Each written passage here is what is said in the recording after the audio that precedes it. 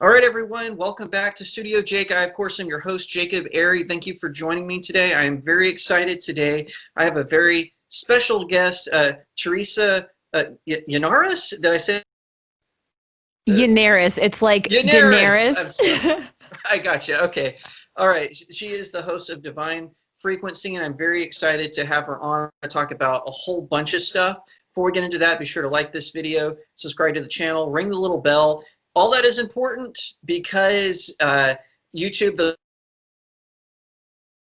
subscribe for me all the time. It's happening all over the place, but be sure to shout us out, share us out. It's going to be blast. And so, Teresa, welcome to Studio Jake. And you're actually the first guest of the year.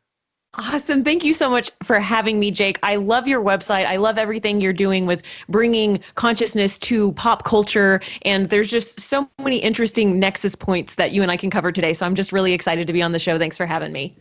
Oh yeah, and like I said, this is going to be a ton of fun. And one of the things I wanted to do is Teresa's channel, Divine Frequency. It's a lot of fun. She is very interesting. She has on interesting guests, and she talks about the quantum universe and finding and attuning to the frequency of the universe. And I wanted to give you an opportunity to talk about your own channel and sort of the topics you cover, just for people who in my audience might not be familiar with you. Yeah, absolutely. So I have a degree in journalism, and I come from a family that was actually stationed in England during the time of a really popular world-renowned UFO sighting. So Oh, I wow. came into a family that was really into government conspiracy and UFOs.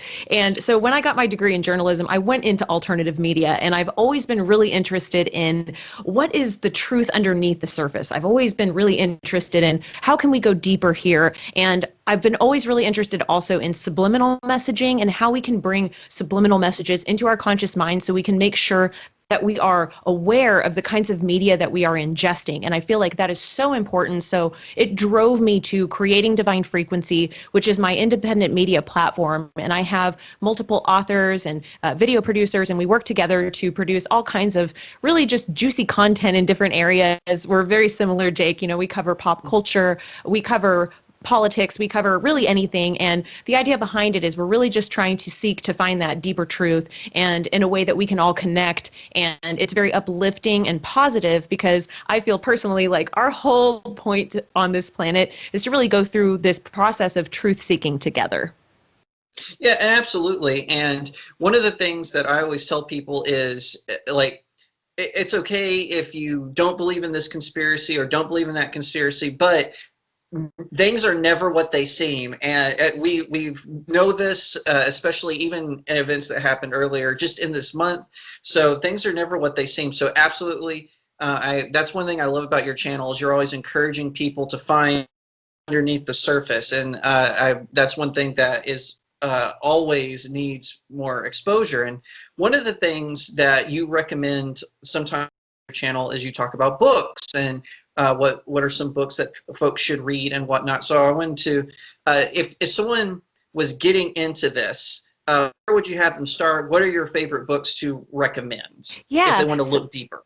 Absolutely. So getting into this, I love that phrase because it's like, what is this? This would be like our experience, right? How can we go deeper into our experience? And really, this is the way that I kind of philosophize about this. I think everybody has a different trigger that's going to like really trigger them into the realization that there's something deeper. So I feel like everybody's going to be drawn to a certain kind of topic that ultimately will be something that's going to really lead them forward and get them interested. So as far as like a recommendation from my end, I can tell you a little bit about my own journey, but as far as it'll just kind of serve as an example because I'm going to encourage everybody to just sort of look into themselves and figure out what that is. And it looks different for everyone. But I will tell you one of my favorite books, and I come from a business background, is The Lean Startup. And this is actually a book that I learned about when I was in corporate America.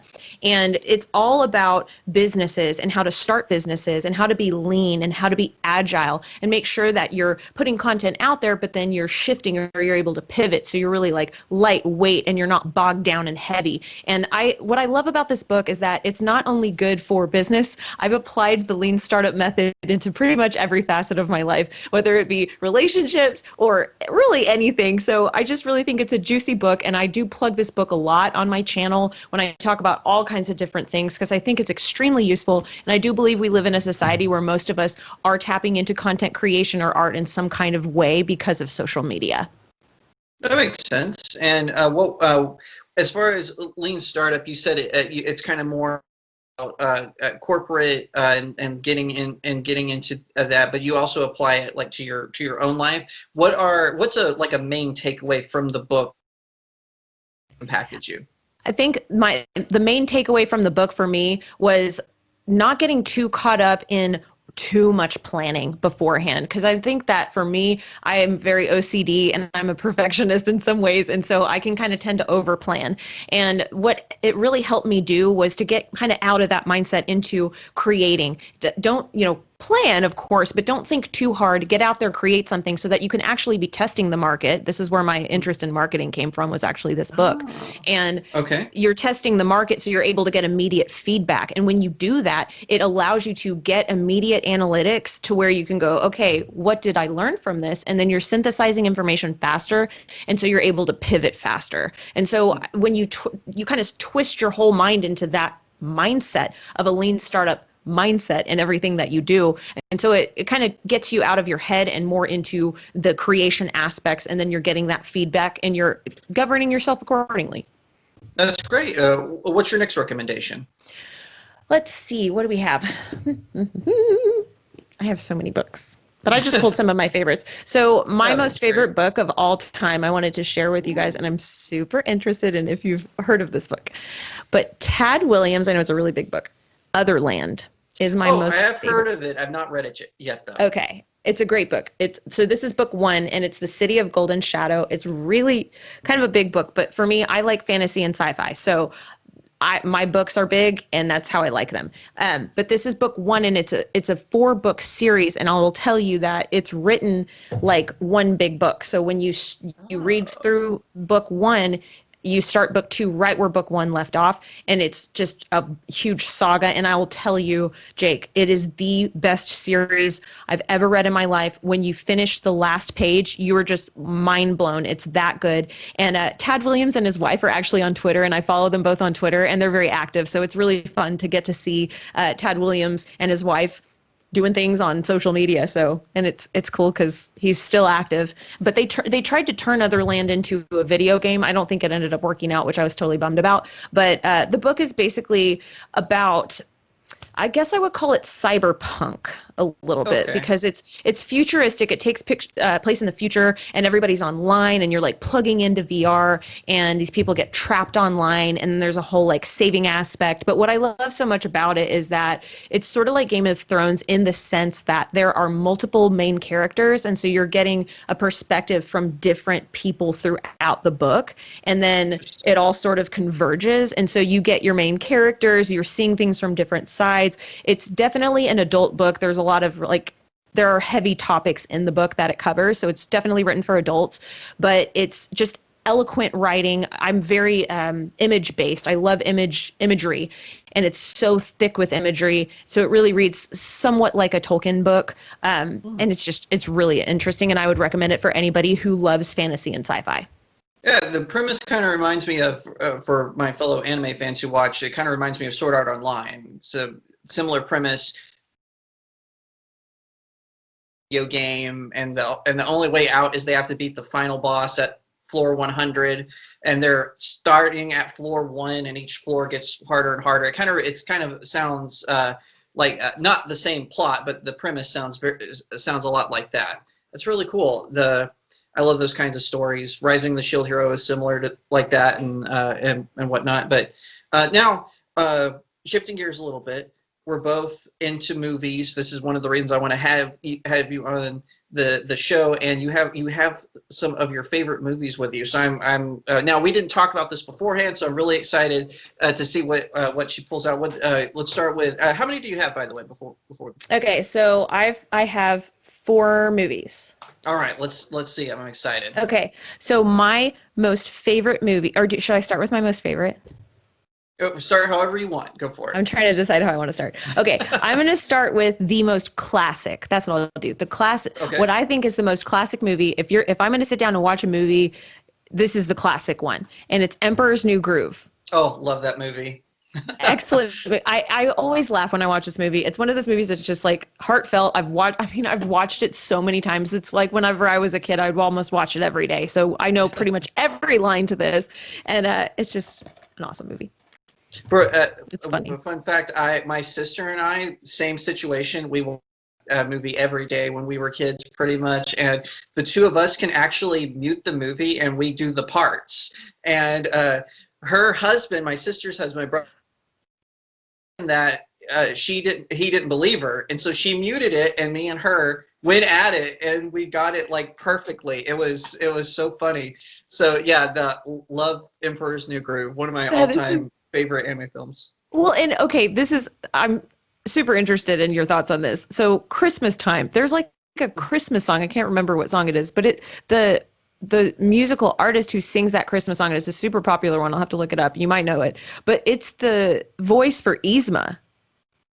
Oh, that's interesting. I didn't know she was a musician. Yeah. I saw her. She's in Holes. The actress name is escaping me, but she's also in Holes, where she plays a live action character, obviously. But I'm not. That's really interesting. I did not know that. I thought she was a. Like I said, I saw her in Holes, so I just assumed she was this actress. That's really cool. Okay, so fun fact, and I just looked it up. She is the original singer of Santa Baby. Wow. Okay. Can you believe that? I was shocked. That's crazy. And then I heard that song like 3 or 4 times, during Christmas time, and I'd be with my sisters and I'd be like, I got to tell them all, and we all got really excited. So, okay, I'm going to tell you my favorite movie. This is my favorite movie of all time, Stranger Than Fiction. That's a good movie. So good.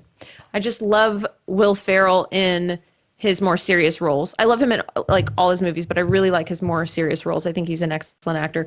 And Maggie Gyllenhaal, you just can't go wrong with her. She's one of my favorite actors of all time.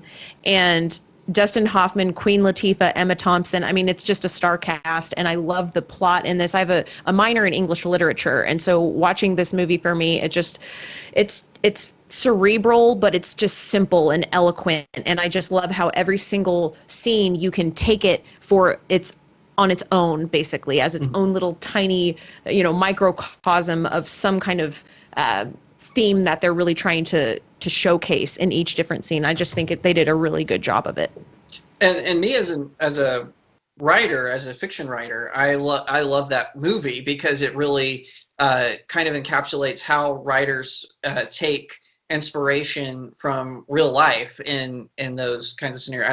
I love being a writer. I love movies about writers. The Man Who Invented Christmas. That's one of my new favorite films with where Dan Stevens plays Charles Dickens. Love that movie. It's about the process of him writing A Christmas Carol. Really fantastic film. For those watching, it's available on Hulu right now, so definitely check it out. I don't know how long it's going to be there, but anyway. Movie number 3. What's your next one? Okay, so this is kind of is it a tie? No. Okay, so this is my next favorite movie, and I think that you also like this movie because I think I remember you posting something recently about it. It's Spirited Away. Oh, that movie. Yes, yeah. It's probably one of my favorite anime feature films. I totally agree. Yeah. Well, and the thing about Spirited Away is that I have really, really vivid dreams. I always had my whole life. I've always had vivid dreams. And I feel like watching Spirited Away, and really anything by Miyazaki. Is it Miyazaki? Is that how you pronounce it? I think so, yeah. Anything by him, I feel like I'm watching one of my own dream sequences. It's so similar to how I dream, and he just puts the artwork, and it's just amazing. I love Spirited Away. I love the story. I love the weirdness to it. There's just something like that I love about the weird aspects of anime. It like pushes you out of your comfort zone and really like goes deep into encapsulating certain emotions. And I just think that anime does that better than really any other type of animation. And I've always been a huge fan of anime my whole life. And really, the first anime that I got into was Initial D. Have you ever heard of Initial D? I have heard of it. I've not seen it, but I had one of my friends in high school loved it. It was one of his favorite shows. That's the Yeah, so racing one, right? yeah, yeah, it's the Okay, racing right. one. And so when I was in high school, me and my friends, we were a part of a car crew. I was really into cars, and we had Hondas. I had a CRX, and we would go drifting in the different drift cars that some of them were like from Initial D, and so we would sit around and watch Initial D, and then go out, and we thought we were cool, but it was fun. So Initial D reminds me of that. And then my final movie that I have here is Hero.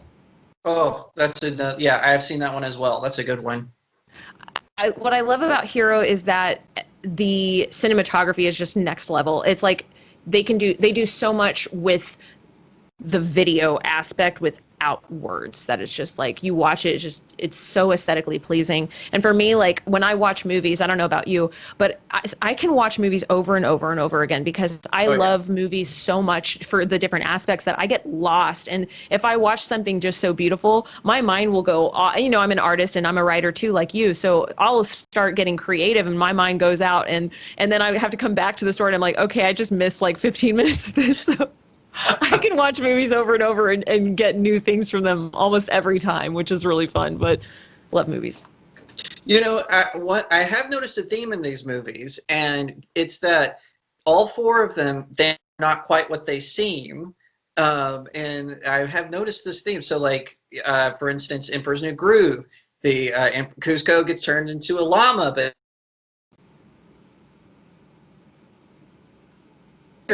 who's saying that he's going to die. I don't want to give spoilers away, but that's the premise of the movie. Spirited Away, a girl who gets pulled into the spirit world, and her parents get turned into animals, and she has to find a way to turn them back. And then Hero, this person who's telling the emperor about how he defeated these three famous warriors. The story isn't quite what it seems to be. So I noticed that this is a theme with your four Huh. favorite films. Interesting. I love how you like psychoanalyze that so quickly, and I'm sitting here going like, I did not even realize this is why we love talking to different people, right? Because it's like, wow, I did not even notice that pattern. But yeah, that's true. That is very true. And yeah, I think that's really interesting. The out of those four that you named, probably Spirit Away is my favorite. One thing about Jet Li is sometimes I like his Hong Kong films better than his American ones because I feel like I don't want to say he gets stereotyped, but with I feel like Americans always kind of push him either to be like this action star or mainly an action star. But if you watch some of his Hong Kong films where it does have action like Hero does, he's also a really good dramatic actor. I feel like, and to me, movies like Hero, and then my personal favorite Jet Li film is Fearless, where he plays the founder of Wushu, and I really like him in that more dramatic role. Cool. I've never seen Fearless. I'll have to check that out. Yeah, there's two versions of it. There's the theatrical version, and they're both good, by the way. But the director's cut is better. So just so everyone, I've talked about Fearless before because it's tied for my favorite movie. So my subscribers have heard me talk about it before. I love that movie, but the director's cut is way superior to the theatrical cut. It has the theatrical cut, they cut so much out, and it's still a good movie, but that just goes to show you how good of a director, I can't remember his name, but the director of Fearless was. He was able to do a good theatrical cut, and then his director's cut is even better. So that's always cool. But anyway, now uh, uh, I don't want to. I hope I'm not making you feel like I'm steamrolling through these topics. But you also said you brought some video games you wanted to talk about. So I'm I curious did. what those are.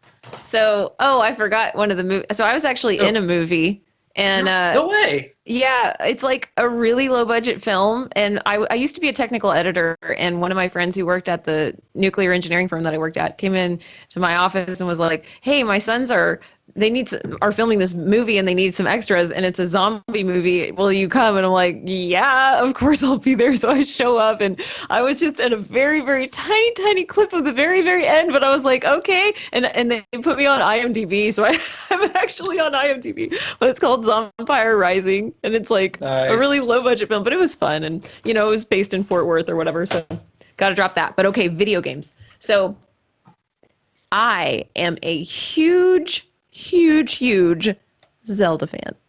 Nice. And So that's a GameCube game. And wow. GameCube was popular when I was growing up. So yeah, all right, nice. So well, which one is this one? The Wind Waker? this is Wind Waker. So yeah, I got started on the Super Nintendo, and Link to the Past was the first game that I had, and I was obsessed with it. And then I got into PC gaming too. And then when I was in high school, I did like Battlefield Vietnam and those kind of like capture the flag games and stuff like that. Then I got into World of Warcraft and was really heavily into that. Did the whole guild leaning and all of that kind of nerdy stuff. And then I was always into Zelda. So I had, the GameCube with Ocarina of Time, which is such a great game. And then Wind Waker, I would have to say, is probably my most favorite out of all of them. And then after that is Twilight Princess, which is just an excellent game. But I just got a Switch. So I'm open for suggestions. If you guys want to jump down in the comments, if you have suggestions for video games, let me know if you have a Switch, because I'm totally open for recommendations. My wife really likes. She has a Switch and she really likes the Atelier games.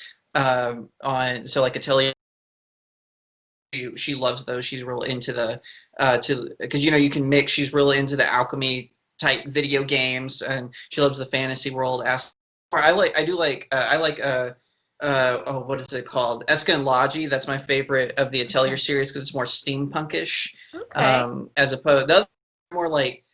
They're more like fantasy, but it's very kind of, I call it low-key fantasy because it's a fantasy world, but it's not like as extensive as, say, like Lord of the Rings would be. But I really like Eska and Logi because it's very steampunk, has that kind of vibe to it. I think it's called The Dusk Kingdom. Is it subtitle or something like that? But anyway, what's your next video game?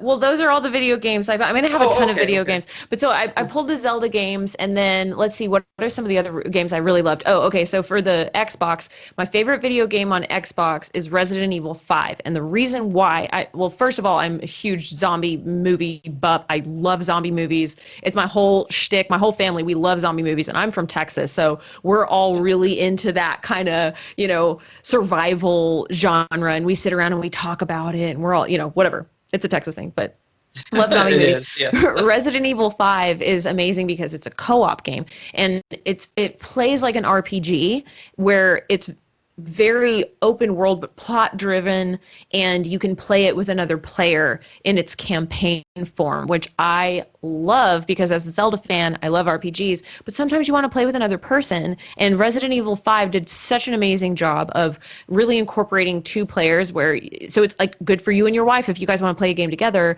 and you can specialize in different weapons, and then you work as a team to defeat bosses, and all the gameplay is really nicely constructed for dual players. So Nice. that's My favorite Xbox game. I had an Xbox as well. My favorite game was actually one that I found out I didn't like, but it was a Star Wars Republic Commando, which was a ripoff of Halo. It was a Star Wars ripoff of Halo, where you played an elite clone during the Clone Wars.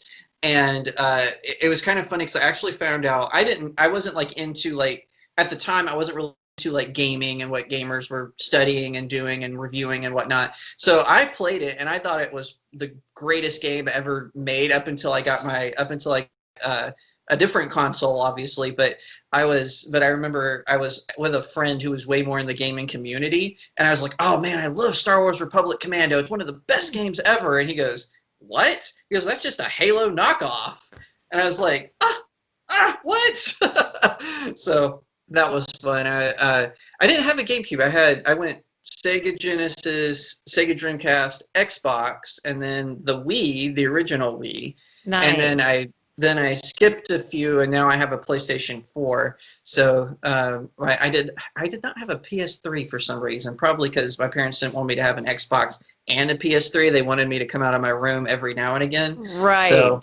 Yeah. Well, and with Twilight Princess, when this came out, it was the 25th anniversary of. So I basically grew up with that game because I was maybe 24 so it was like the 25th anniversary around that. And It came with an album, and it was the Zelda Orchestra, and it was amazing. And this CD did not leave my car stereo for an entire year. I was just obsessed with it. The music is just amazing. Well, anyway, it started off in Japan, and then it toured. Like, they sent a Zelda Orchestra tour across the world, which basically they sent the music to different orchestras around the world, and then it would debut there by the different symphony orchestras around the world. And as soon as I learned that this was going to happen, I followed it and followed it. I'm like, man, when this comes to Texas, I'm going, or even if it comes to the United States, I'm going, because I want to see the Zelda Orchestra. And then it came to Houston, so I got to go down to Houston, watch the Zelda Orchestra perform. It was amazing, and they had, the whole screen, and everybody was like dressed up in cosplay, and I got to meet Zelda, and it was so cool.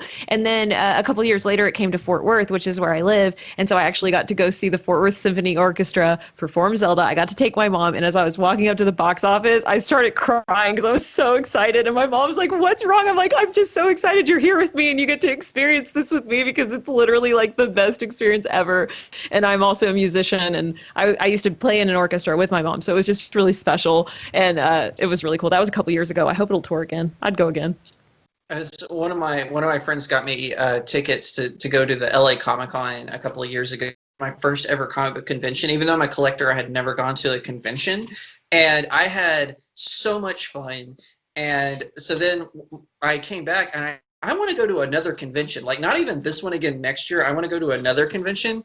And my wife was like, "Well, what's the big deal?" She's more of an introvert, so she doesn't really like concerts unless she knows she can be like in an isolated area. So we went. It was really funny. I bought her a ticket to an anime one, because LA Comic Con, it's more like Marvel and Star Wars and DC films. So I brought her to an anime convention that a buddy of mine got me tickets to, because he wanted my website to cover it. And she was like, "I want to come to another one. This was so much fun." So that's really cool that when you get to have those experiences, like going to an orchestra for one of your favorite franchises, whether it be a video game or a book series or a movie series, whatever it may be. And I'm a little curious, what draws you to the Zelda games in particular? Is there something you like about them, or just the characters in general? I think that for me, it's like it's very explorational. I love the narrative of good versus evil, and they do such a good job of the puzzles. I like it because it's a puzzle game, and it's just the look and feel is very comfortable. When you go into a Zelda game, you know what you're getting yourself into, and it's always very beautiful. The music is always just amazing. And for me, I love the immersive experience, and I think that's part of the reason why I loved World of Warcraft as well, because when you put on your headphones and you're in this land and you're exploring this world, it's about the fully immersive experience. You're transported to another universe. And so I like the questing, and I like the narratives and the plots and the side quests, and then the main quests that you're following. And I just really enjoy those aspects. And so Zelda, I think, does a really good job generally as just a franchise of really making sure that they're giving you what you expect. And they did get creative with Wind Waker, though, with the cell shading, and I think that they were spot on with it. It was a risk that they took, and I think everybody was very pleased. So I will say that Wind Waker was kind of a really kind of different form of Zelda, but I loved it as well. Are you familiar with the Soul Calibur? I've heard of this. I'm not very familiar with it, though. They're a fighting style game, and it takes place during the Middle Ages sometime.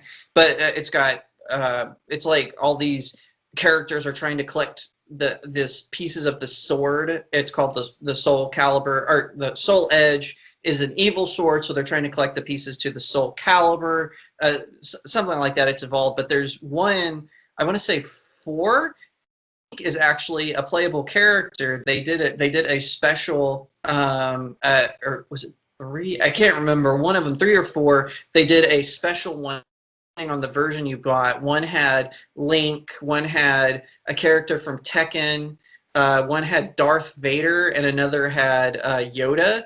And you could, and they were each for a different system. So I remember a friend of mine, he had the GameCube, and so his version came with Link, and he was very excited to play Link fighting all of these characters from Soul Calibur, so that was kind of cool. That sounds awesome. Yeah, no, I got I think I've heard of it.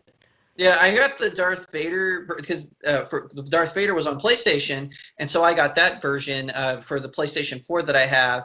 And Darth Vader, man, I think the game players kind of OP'd him a little bit because I beat the game in 30 minutes with Darth Vader on the hardest level, and I was like, wow, I think they kind of made him a little too powerful. So it was so funny. I was playing, and then it goes final boss, and then defeated the final boss pretty quickly, and then I look at the clock and only 30 minutes had gone by, and I'm like, how did that happen? Oh my gosh, life hack or game hack. Yeah, exactly. Okay. So That's amazing. Final part of this, I'm curious, we've talked about books and movies and games that you like. As far as films that are coming out this year, is there anyone in particular you're looking forward to that you saw the trailer for that you think might be interesting, or maybe one that was supposed to come out in 2020 and got delayed? I'm curious if you have one that you're interested in. So a lot of people tell me that I look like the chick who plays Wonder Woman, that movie, Oh, the Wonder Woman. okay. And so I'm like, okay, and everyone's telling me, oh, that movie is great. You got to watch this movie, Teresa. You look like her, and blah, blah. And I'm like, okay, I got to see that movie. But I'm so busy, like I just don't really have a lot of time. And you know how it's been this past year, 2020 was just crazy. And so I finally got a chance to see. And I had to watch the first one because I hadn't, seen the first one, which I guess came out a couple of years back. Way better than the second one. Agreed. Oh my gosh, Jake, I 100% agree with you. So I watched the first one, and I'm just completely blown away by how amazing it was. I loved the storyline and the good versus evil, and transcending evil through the power of unselfish love, and just even the Christology in it, and like all this. And I'm just like, this is so juicy, and I want to do a breakdown of this movie and the symbology and the archetypes and the characters and everything, because it was just so good. And so I really had high hopes going into the second movie that came out this past year in 2020, and I was so disappointed. It was so awful. It was just like, what am I watching? And it was a long movie too. It was bad, and It was long. And so you're like watching and watching and watching, and I'm like, when is this movie over? I'm so over this movie. I'm ready for it to be over. But I feel bad for them because the first one was so great. But who knows? I wonder if they'll get a third one. It is what it is. I totally agree with that assessment. My thing was, it was too much in it, and if they had just trimmed it down, kind of like the first one, it had a very straight, like you were saying, very straight narrative of Wonder Woman was and what is the goal she's trying to accomplish. But this one, it was just all over the map. You didn't know who was if the bad guy was actually a bad guy half the time. So and it wasn't like, because sometimes they do that where they make you question whether this person is bad or not. But this one, it felt like it was. I hate to say it as a writer, but it felt like it was lazy writing on the part of the screenwriter. So hopefully, though, for some reason they already greenlit Wonder Woman 3, so maybe it'll be different. But maybe they'll anyway. hear those of us saying these things, and they'll get back to because honestly, if you do a really good plot of good versus evil, even though it's a easy, I'm not even going to say easy, even though it's a straightforward plot, you can do it really, really well, and people will love it because they can trust it. But if you start to try to go all over the map, and I agree with you because I said those words while watching the second movie, I said, this is lazy, and I'm a writer too. So there were parts where you're just going like, come on, just solidify, find something effective, and just be like an arrow. Don't start going off all over the place. Because I think if they get back to that good versus evil, finding some, the first one about a certain type of god, Ares, god of war, find enough. I was kind of excited about the second one because I thought that what they were going to do is they were going to pick some other mythological god and have her fight them or something.